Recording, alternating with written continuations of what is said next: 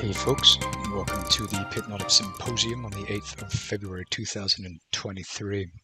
Okay, today we're going to talk a little bit about theory. We're going to look at the software, look at a few examples, because I really want people to understand the underlying concepts that would lead someone to taking a trade. This is very, very important, and I think it eludes many people. Obviously, it can be quite difficult or confusing, but it doesn't have to be. And so I'm going to try and boil this down to some fundamental key parts, just to help people grasp these concepts on a very introductory level. Okay, and so what we're looking for is we are looking for areas where prices are very likely to turn around. Okay, so I mean, why did prices go from here up to here and then from here down to here? Well, I mean, why does this happen?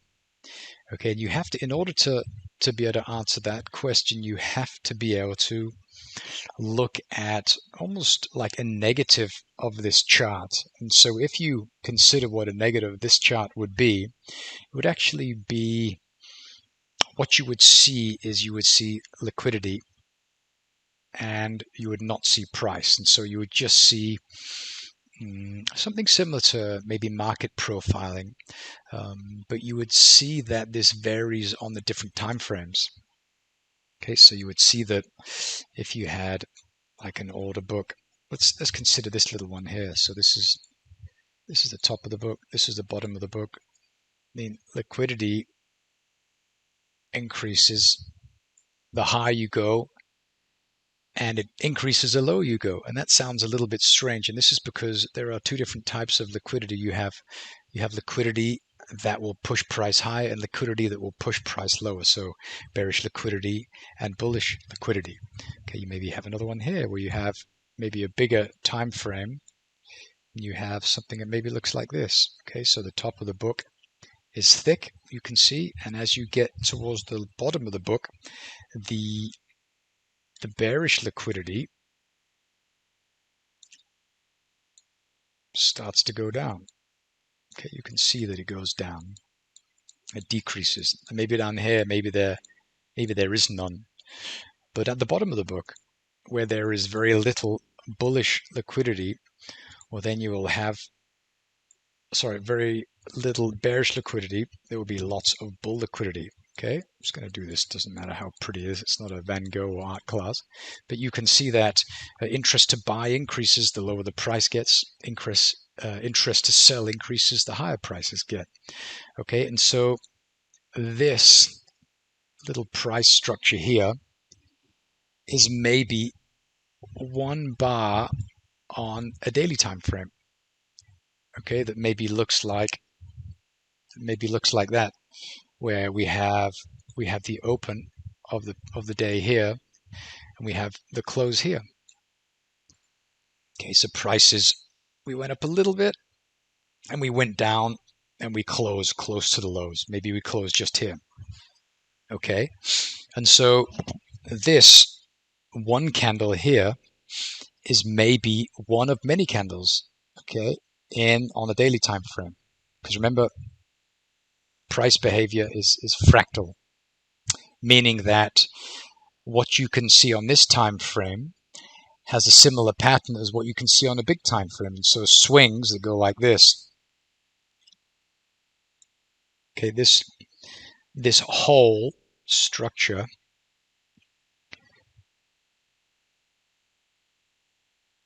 is maybe a tiny piece of here. And this whole structure is a tiny piece of this. Okay, maybe it's this one here. That whole price structure is like that. Okay, so you have patterns of self-similarity. And this is a concept that my dear friend and a mentor pounded into my head for a very, very long time. He used to say, fractal, fractal, fractal, fractal, fractal. And he has a really beautiful example that he showed me maybe 10 years ago of a minute chart and of a monthly chart.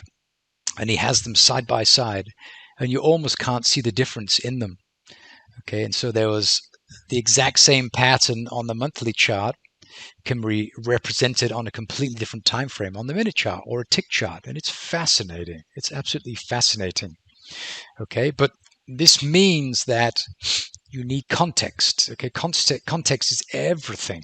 Okay, you need to know what's going on in the smaller time frames. Rather, you need to know what's going on the bigger time frames when you're on the smaller time frames, because not having this insight will potentially get you into trouble. So we have a price structure that looks like this. Maybe we're going to go up from here.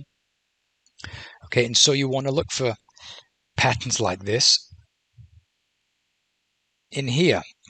Okay, around maybe in this little price structure here. Okay, because you have an area of demand just here. So there's a very high probability that price is going to move away from that once it comes down into that area. And you want to find the perfect place to enter on a smaller time frame within this price structure. So you want to look for this pattern on a small time frame. So if we just use this as an example, we're just going to mark this off just so we have it. Okay, then we go down to the 15-minute chart and we look for the same thing to happen. Let's see if we can find it. Okay, we have one here. I mean, this looks very, very similar to what we just saw. Okay, where prices go up, then they go down. That wasn't very good. Let me zoom. They go up, and then they go down, and then they go up. Okay, it's the same thing. Here we have demand right here. Okay, tested, removed, tested, left. And so this is the same. This equals this whole thing that you can see here, this whole price structure. Okay, and so looking at the 4-hour chart, the whole move you can see here, but you can also see if we do this, how prices go. We go down, then up, and then down. Okay, down, then up, then down. Okay, exactly the same. And in here, right in there, whoa, let's see if we can find that. Down in there, you can see the same thing again. Okay.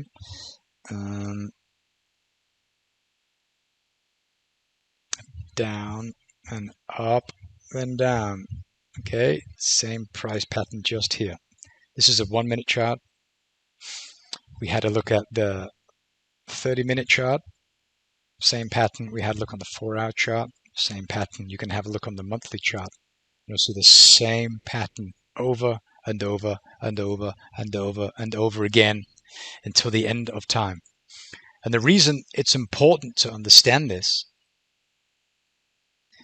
is because knowing now what you know after me showing this, which you probably already knew intuitively, would it make sense then focusing on only the 15-minute chart to make trading decisions? Well, it wouldn't, would it? Well, why wouldn't it? Well, because on this price chart, where prices, actually there's a really nice example right there. I'm going to zoom in very close. This here, what does this look like? Well, this looks like price goes down, it goes up, and then it starts to come down. Does that mean you'd want to buy here? Look at that. Would you want to buy when prices come down here on this time frame? No, you wouldn't. Why? Because even though on the 1-minute chart it looked like we had this beautiful pattern that would do something like that and go to the moon, within the context of the bigger price pattern of self-similarity, it would make absolutely no sense to do that. And so doing it is like trading in the dark. Not paying attention to what's going on in the big time frames is like trading in the dark. And so, I mean, okay, so this is all fine. Okay, this is just some theory. It maybe makes sense to some of you, but how could you actually use this and apply it in trading practically? Let me show you. Okay, first of all, we need context. We always talk about context. We go to a time frame. It doesn't matter which time frame, but it has to be a time frame that's bigger than the one that you would otherwise be trading on. Okay, and so we have a pattern. We have something that looks like this. Okay, where we have an area of demand here. Price is left. The buy zone is established. Okay, and so we know that when prices come back down into this area, there's a very high likelihood that prices are going to move down and they're going to seek liquidity, which will cause prices, rather not prices, will result in an imbalance in supply and demand, causing the tails to tip in the direction of a price higher. Okay, so what does that mean? Well, that means if we just use this tool,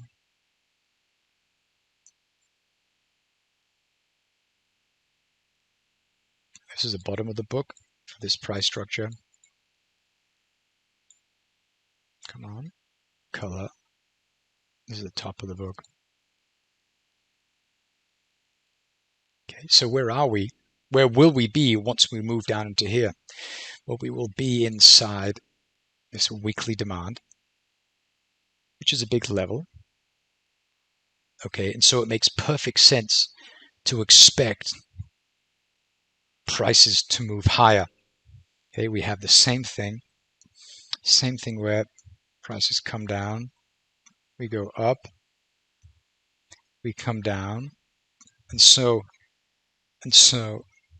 buying here, it's a bad idea. This little price nodule right here where there's a blue candle, buying there, it's a really bad idea. Why? Well, because we have price inefficiency. We have the expectation that prices will go back to the origin of this move and react there.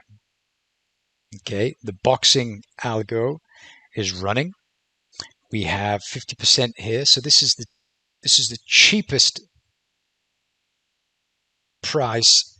So this is the most expensive price that you want to pay for this asset. Where does price come to? Forms the high. It comes back.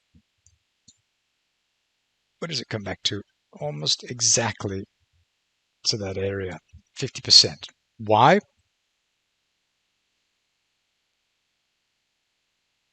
Top of the book, bottom of the book. What does that mean? Well, people who got in here were lucky. People who got in here were very unlucky. So you'd want to get in here, but you wouldn't want to get in here. But what about if you took the average price of the high? So you took the high plus the low. What does that equal?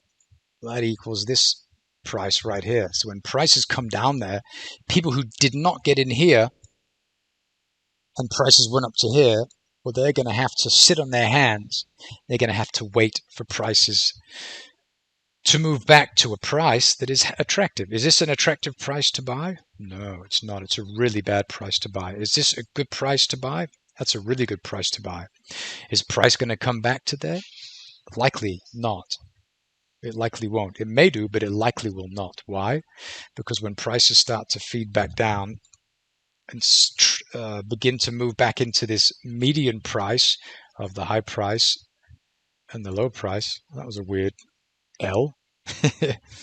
Okay, well then we land in the middle, and this is precisely where prices came to before we started to move higher. What does that mean that we're seeing reactions at the 50% box? That means that's good.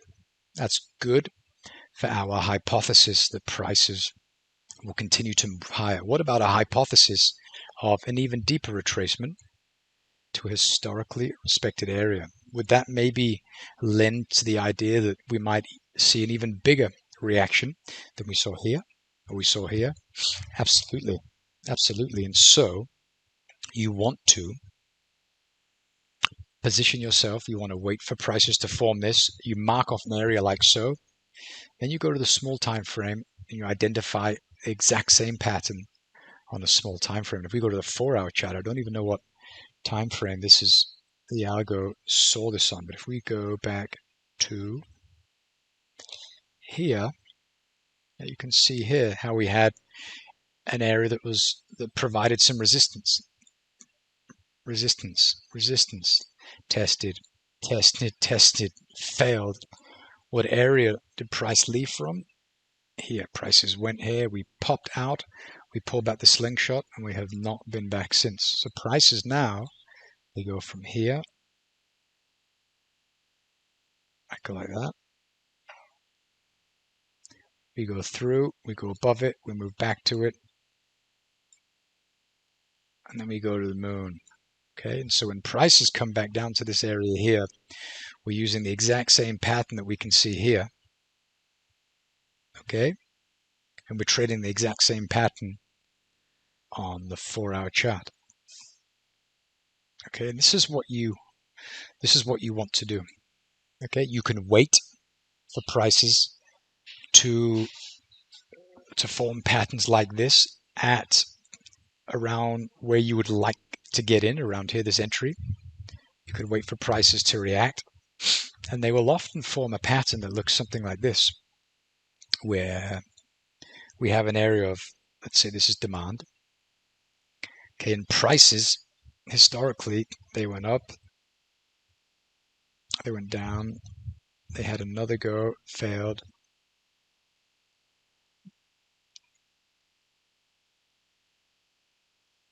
They went above. What happens is that prices will often return to this pattern, and they will poke into it one time, and they will have a rejection. Then they will often have a deeper run into this area, and then this is where we want to see a nice rejection. And when prices move away like this, we'll typically find that we had some kind of area of supply here, which provided for resistance historically. We'll just draw it in using this. Okay, and then prices come down. We go even higher. We come back. We test the area of demand in here, or in here, somewhere in here, that is responsible for removing this. And this is typically where prices will leave from. Maybe we'll have another pattern that goes like this, like another one, and then prices leave. Okay, and what's this?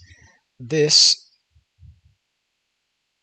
here, rather this here, is the exact same pattern as this here, just smaller. Okay, this is a pattern of self-similarity. It's fractal.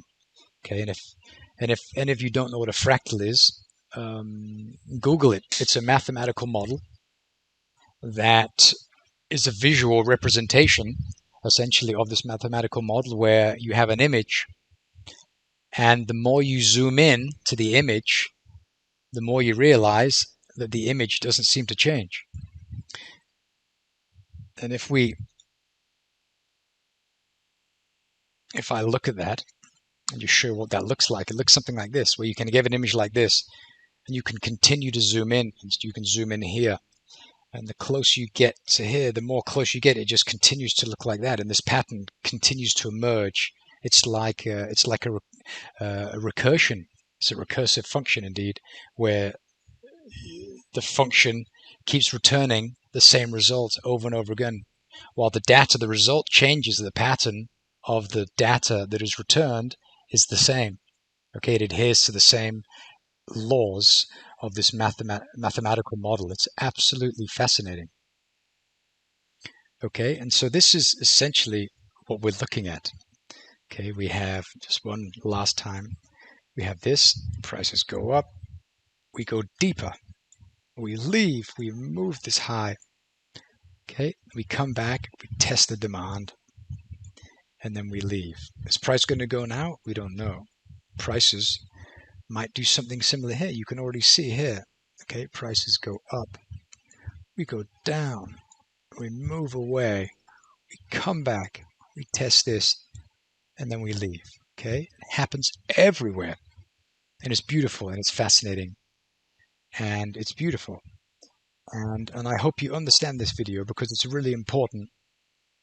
And I think that once you understand why it's important to focus on these larger time frames for context, and it will give you an enormous amount of confidence in your trading. And so what I advise that you do is you take the software and you put a configuration like this, where the greater period multiplies 0, 1, 2, or even 1, 2, 3, for example. So we're looking at the supply and demand on the time frame 1 greater, 2 greater, and 3 greater on this chart.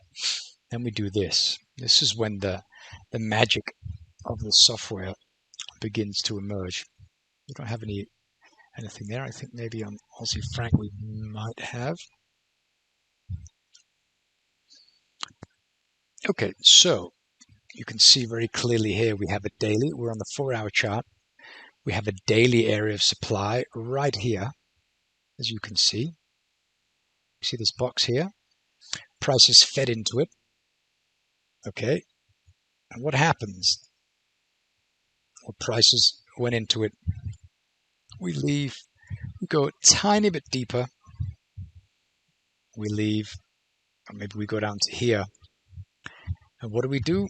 We reference the area of supply that is responsible for moving price below this low, which is the origin of the move that moved prices to or above this high.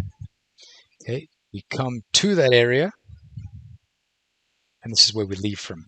I missed the entry. As you can see, this often happens. And then price leaves. Okay, and where is this happening? Well, this is happening at daily supply. Okay, as a matter of fact, we have monthly supply above. Okay, so this, as a matter of fact, you can see how prices have formed this monthly supply, purple box. And where did price leave from? Prices left from here. We formed an area of daily supply at the edge of this monthly supply. Okay, and so what do you do then? You put in the order and you leave it alone, you walk away.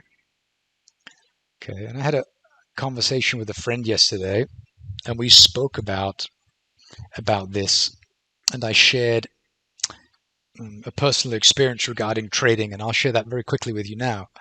About 10 years ago, we bought a new home in Copenhagen, which was very expensive, but we could afford it because we had 2 jobs.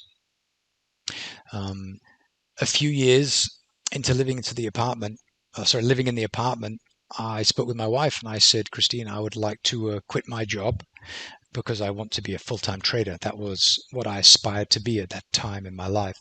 So I quit my job and I went from having trading as a hobby or something I did a little bit now and again to something that I did all day long.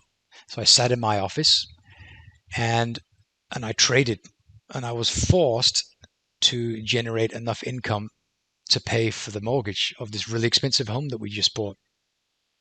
And so I'm sure you're asking yourself the question, well, how did that go, Sareed? And I'll tell you that it was terrible and I failed miserably. I wasn't able to do it because the stress was too much, and we almost went bankrupt. So we had to change the loan on our home, and luckily we were able to stay in our home. But the thing that it taught me was that when you go from a situation where you are used to selling your time, the commodity of your time, that is the unit.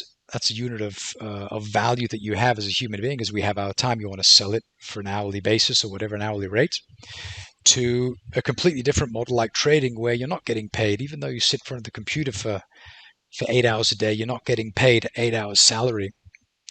that jump or that shift is unimaginably difficult. And I couldn't do it. And many people have a difficult time doing it because it's difficult. It's very, very difficult. You have to change. And so after half a year, I decided to go back to working, but I kept trading.